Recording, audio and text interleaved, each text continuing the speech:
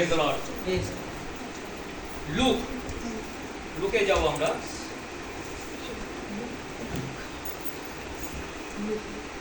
Look লিখিত মঙ্গল সমাচার 17 অধ্যায় 11 থেকে 19। যিশু 10 জন কুষ্ঠীকে সূচি করেন। আমেন। সবাই পেয়েছেন? জেরুসালেমে যাইবার সময় তিনি সামরিয়া ও গ্যালিলিয়া দেশের মধ্য দিয়া গমন করিলেন। তিনি কোন গ্রামে প্রবেশ করিতেছেন, এমন সময় 10 জন কুষ্ঠী তাহার সম্মুখে পড়িল। তাহারা দূরে দাঁড়াইল, আর তাহারা উচ্চ স্বরে বলিতে লাগিল, যিশুনাথ, আমাদিওকে দয়া করুন। তাহাদিগকে দেখিয়া তিনি কহিলেন, যাও, যাজকগণের নিকটে গিয়া আপনাদিওকে দেখাও। যাইতে যাইতে তারা সূচিত হইল। আমেন। তখন তাহাদের একজন আপনাকে সুস্থ দেখিয়া উচ্চরবে ঈশ্বরে গৌরব করিতে করিতে ফিরিয়া আসিল এবং যিশুর চরণে উগুর হইয়া পড়িয়া তাহার ধন্যবাদ করিতে লাগিল। সেই ব্যক্তি সমরীয়। যিশু উত্তর করিয়া কহিলেন, 10 জন কি সূচকিত হয় নাই? তবে সে 9 জন কোথায়? ঈশ্বরে গৌরব করিবার জন্য ফিরিয়া আসিয়াছে এ অন্য জাতীয় লোকটি ভিন্ন, এমন কাহাকে কি পাওয়া গেল না? পরে তিনি তাহাকে বলিলেন, উঠিয়া চলিয়া যাও, তোমার বিশ্বাস তোমাকে সুস্থ করিয়াছে। আমেন। Praise the Lord.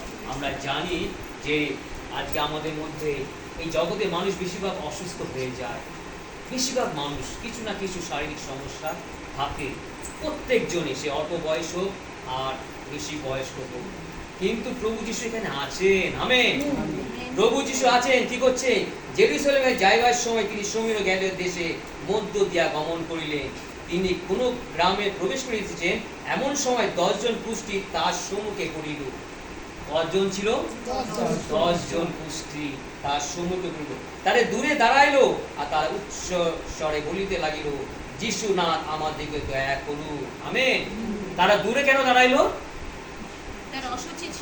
তারা অসুচি ছিল। কুষ্ঠী মানে তখনকার দিনে অসুচি, যারা কুষ্ঠ রোগে আক্রান্ত থাকতো, তারা সমাজের মধ্যে প্রবেশ করতে পারত না। তাদের একটা জায়গা দিয়ে রাখতো, নির্দিষ্ট জায়গা, এবং তারা ওইভাবে থাকতো। আর সেই জন্য কি করলো? তারা কি করলো? যিশুকে যখন দেখলেন, আর যিশুর নাম তারা জানতেন। আমেন। হালেলুয়া। আজকে যিশুর নামে অনেক রোগ সুস্থ হয়ে যায়। Praise the Lord. তাই তো যখন সেই 10 জন কুষ্ঠী যখন যিশুকে দেখলেন যে আসছে সেখান থেকে, আর যখনই যিশুর নাম শুনলেন, তখন তারা কি করলেন? উচ্চ স্বরে, আমেন, উচ্চ স্বরে বললেন, হে যিশুনাথ, আমাদের প্রতি দয়া করুন। আমেন। এমন উচ্চ স্বর বললো যে যিশুর কর্ণে গিয়ে প্রবেশ করলো, আর যিশু তাদের কি করলেন? সেই ডাকে তিনি সাড়া দিলেন। আমেন। তাই তো যিশু বলছেন, যিশু সেই দুহাত ধরে কি করেন? সবাইকে তিনি ডাকছেন। আমেন। সবাইকে তিনি ডাকছেন। তাই আমরা জানি যিশু ডাকেন তোমায়, প্রত্যেক জনকে তিনি ডাকেন। আর আমরা যখনই যিশুকে ডাকবো, তখনই আমরা আরোগ্য পাবো। আমেন। Praise the Lord. আমরা জানি যে লেবীয় পুস্তকে 13 অধ্যায় এই কুষ্ঠীর বিবরণ সমস্ত কিছু অক্ষরে অক্ষরে লিখেছে, যে কুষ্ঠীতে কিভাবে তারা আলাদা জায়গায় রাখতো, এবং 7 দিন তারা কি করতো? তাদের যাচাই করতো যে সুস্থ হয়েছে কি না। যাজকেরা করতো এইগুলো। তারপর যাজকরা যদি দেখতো যে সুস্থ হয়েছে, তাহলে তারা কি করতো? সেই পারমিশন পেতো, এবং তারা কি করতো? সেই প্রবেশ করতে পারতো। কিন্তু না করলে তারা আবার কি করতো? তাদের আবার সেই জায়গা রাখতো, এবং তাদের কি করতো? আবার 7 দিন তাদের কি করতো? সেই দেখাশোনা করতো যে সুস্থ হয়েছে কি না। কুষ্ঠ রোগ অনেক রকমের হয়, হাতে হয়, আঙ্গুলে হয়, পায়ে হয়, কোমরে হয়, নানা জায়গা, শরীরে যত অঙ্গ প্রত্যঙ্গ আছে নানা রকম কুষ্ঠ রোগ হয়। আর কুষ্ঠ রোগ মানে অসুচি। সেই সময় কি করতো? যখন কি করতো? সেই লেবীয় পুস্তকে আমরা দেখি সেই কুষ্ঠ রোগীদের কিভাবে তাদের আলাদা জায়গায় রাখতো। তাদের সাথে কারো সম্পর্ক থাকতো না। তাদের দেখলে দূর থেকে সরিয়ে চলে যেত। যারা ভালো লোক, সুস্থ লোক, তারা কি করতো? দূর থেকে সরে যেত। তারা মনে করতো এটা অসুচি।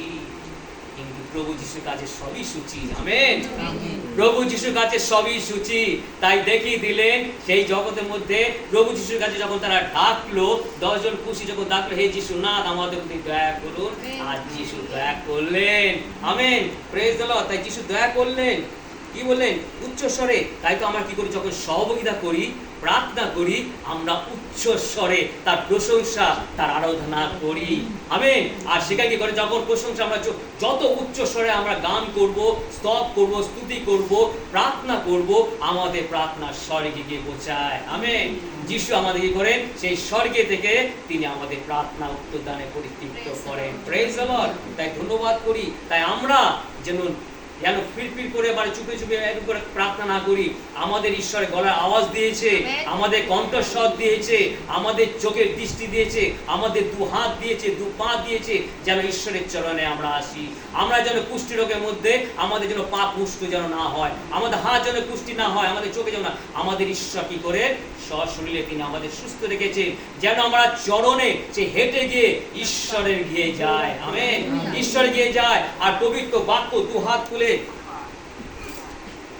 পবিত্র বাক্য, সেই পবিত্র বাক্য কি করে আমরা পাঠ করি, তার মধ্যে প্রবেশ করি। আমাদের সে সুস্থ হাত দিয়েছে আর চোখের দৃষ্টি দিয়েছে, যেন সেই চোখ দিয়ে আমরা যেন অক্ষরে অক্ষরে তার আজ্ঞা সকল পালন করি। আমেন। ধন্যবাদ করি ঈশ্বরের বাক্যের জন্য।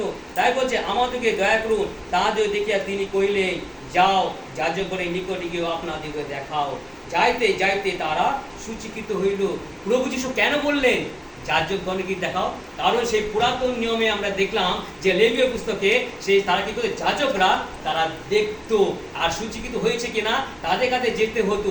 আর যখনই যাজকের কাছে যাইতো, তারা যখন যাজক বলতে না সূচি আছে, তখনই তারা কি করতে, সেই মন্দিরে প্রবেশ করতে পারত এবং সমাজের মধ্যে প্রবেশ করতে পারত, সাধারণ মানুষের সাথে মিলেমিশে করতে পারত।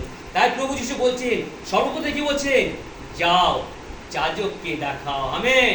যাজককে দেখাও। তার মানে কি, তুমি সুস্থ হয়ে গেছো। যাজককে তোমার যখন দেখাবে, যাজকরা তোমাকে আর কিচ্ছু বলবে না, কারণ প্রভু যিশুর অনুগ্রহ তুমি পাইয়া গেছো। আমেন। হালেলুয়া। তাই তো আমাদের প্রভু যিশু জিহোবা রাফা, আরোগ্যকারী ঈশ্বর প্রভু। আমেন।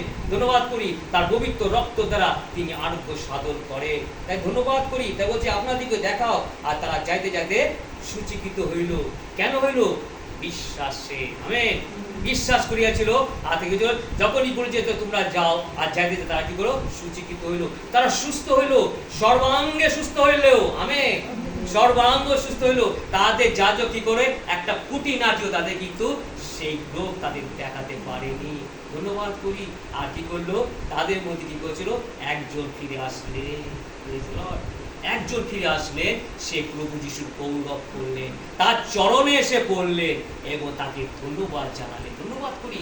আজকে সহভাগিতা আমাকে আমরা জানি অনেকে সহভাগিতা আসে এবং যখন অনুগ্রহ এবং আশীর্বাদ এবং আরোগ্য যখন লাভ পায়, যখন ঈশ্বরের মহিমা পায়, তখন কি করে, তারা দূরে সরে যায়, খালি শুধু পাওয়ার জন্য আসে। সেই জন্য তো তাই তো প্রভু যিশু কি বলছেন, বাকি 9 জন কোথায়? তারা কি সূচীকৃত হয় নাই? আমেন। বাকি 9 জন কোথায়? আমরা যদি দেখি হারানো মেষের কথা, যে 100টা মেষের মধ্যে একটা মেষ হারিয়ে গিয়েছিল, আর যিশু কি করলেন, সেই একটা মেষে অন্বেষণ করলেন। আজকে 9 জন হারিয়ে গেছে, প্রভু যিশু অন্বেষণ করবে না? আমেন। নিশ্চয় করবে। তাই তো বলছেন যে সে 9 জন কোথায়? আজকে আমাদের প্রত্যেক বিশ্বাসীরা, আজকে মানুষরা কি করে জালাখালি যায়, অনেক অনেক ভিক্টিম সেন্টারে যায় এবং কি করে, সেখানে নিজেদের খালি আশা যে নিজেরা আরোগ্য পাবো, নিজেদের আয় উন্নীত হবে, নিজের সন্তানরা ভালো থাকবে, আমার স্বামী স্ত্রী আমাকে ভালোবাসবে, স্ত্রী আমাকে ভালোবাসবে, পিতা মাতা আমাদের মধ্যে একমত থাকবে, আমাদের নানা রকম আমরা আনন্দ ফুর্তি করবো, আমাদের যা মনোবাঞ্ছনা, সব থেকে আমাদের মনোবাঞ্ছনা যেন আমাদের পূর্ণ হয়, আর আমাদের দেহ যেন আমাদের সুস্থ সবল থাকে, আমরা চারিদিকে যেন ছুটে বেড়াতে পারি। কিন্তু এটার জন্য যায়, কিন্তু আত্মায় কত জন্য যায়। আমেন। আত্মায় তো কুষ্ঠ রয়েছে। আমেন। আত্মার মধ্যে কুষ্ঠ রয়েছে, সেই রোগ তার মধ্যে রয়েছে, সেই দিয়াবল তার মধ্যে রয়েছে। তারা আত্মায় সূচীকৃত হতে চায় না, তাদের মনোবাঞ্ছার জন্য তারা সেখানে যায়। আর কি করে, যখনই তারা সেই সব পায়, আরোগ্য পায় এবং তার গৌরব পায়, ঈশ্বরের অনুগ্রহ পায়, ঈশ্বরের আশীর্বাদ পায় এবং কি করে, তারা সেই চলে আসে আর প্রভু যিশুর নাম তারা নেয় না। ঈশ্বর কি চায়? না। সেই সূচিকৃত ব্যক্তিকে তিনি সুস্থ করলেন। আমরা যদি আজকের দিনের কথা যদি শুনি, আমরা জানি মাদার তেরেসা 97-এ মারা গেছে না, 1997। মাদার তেরেসা তিনি চিহ্ন স্বরূপ, আমেন। তিনি কুষ্ঠদের নিয়ে থাকতেন, তিনি দেখাশোনা করতেন, এবং যত কুষ্ঠ রোগ আসতো ফেলে দিত, আবর্জনার মধ্যে ফেলে দিতে মানে ঘৃণা করতো। আর মাদার তেরেসা কি করতো? তাদের উঠিয়ে নিয়ে এসে কোলে নিয়ে এসে তিনি তাদের সেবা করতেন, আমেন। সেবাই পরম ধর্ম, আমেন। আর তিনি কার কাছ থেকে পেয়েছেন? প্রভু যিশুর কাছ থেকে পেয়েছেন। Praise the Lord. আজকে ঈশ্বরের বাক্য তাই বলে যে তিনি সেই 10 জন কুষ্ঠীকে তিনি সুস্থ করলে। যিশুর কাছে সূচি অসুচি কিচ্ছু নাই, যারা আসবে সকলেই সূচি হয়ে যাবে, আমেন। Praise the Lord.